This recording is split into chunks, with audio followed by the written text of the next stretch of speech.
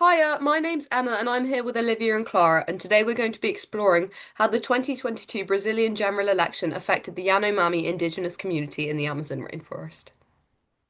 So there have been lots of flaws of research that have been previously conducted about the Yanomami. The anthropologist Napoleon Chagnon produced a sensationalized depiction of a violent culture in the Yanomami, and there is an extractive nature of his research methods with non-stop questioning. This highlights how research in the Yanomami community has focused on the needs of the researcher, and a power hierarchy has been established. Therefore, our project has been conducted by trying to acknowledge our own biases and avoid depicting those in this tribe as the objects of government policy, but rather acknowledge a two-way evolving relationship where the narratives of the Yanomami matter. It is clear that Bolsonaro has treated the Yanomami community and territories as an obstacle to his economic agenda in facilitating agricultural expansion and mining. He has also reduced environmental protection regulations to encourage activity by illegal wildcat gold miners.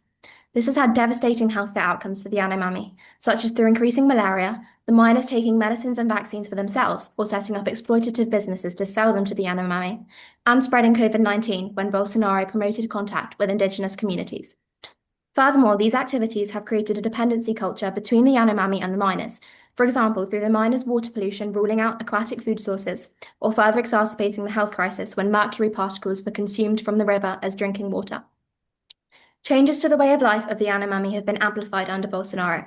The death of Indigenous elders and leaders during COVID has reduced embodied knowledge through generations.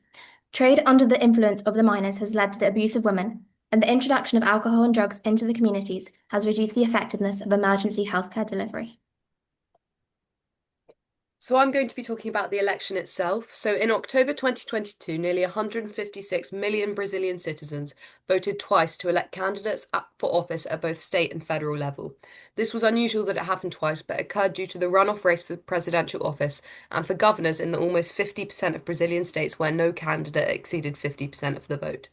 Bolsonaro's attempt to sway the 2022 election can be traced back to when he first began in office in 2019, where he acted with a focus on spreading distrust in the voting system itself. He felt that by undermining the fundamental political processes of the country, he would hence be able to undermine the supreme judicial body called the TSE and build an alibi in case of electoral defeat in 2022. The spatial patterns of the outcome of the election can be seen in the diagram on the top right of the slide. And although Brazilian political scientists pointed out several electoral malpractices committed by the government, many of which were financial, Lula did indeed narrowly beat Bolsonaro. Perhaps it was this polarization that meant that political violence was at an all-time high on record between 2020 and 2022, where there were 15 homicides committed and 25 attempted homicides related to political competition. Now, although this ultimately highlighted how the issues of populism have leached into the Brazilian political system, if we're looking specifically at the Yanomami community, this was indeed a positive step forwards. So, when Lula took office in 2023, Brazil's policy flipped from intentional neglect to an immediate rescue operation. His government moved swiftly to declare a public health emergency, created the first Ministry of Indigenous Peoples, and launched military crackdowns that expelled 20,000 illegal miners. And this costed crime syndicates over $112 million. For the Yanomami, this political shift brought immediate life-changing human realities. With illegal mining operations heavily suppressed by late 2025, the rivers finally began to clear up.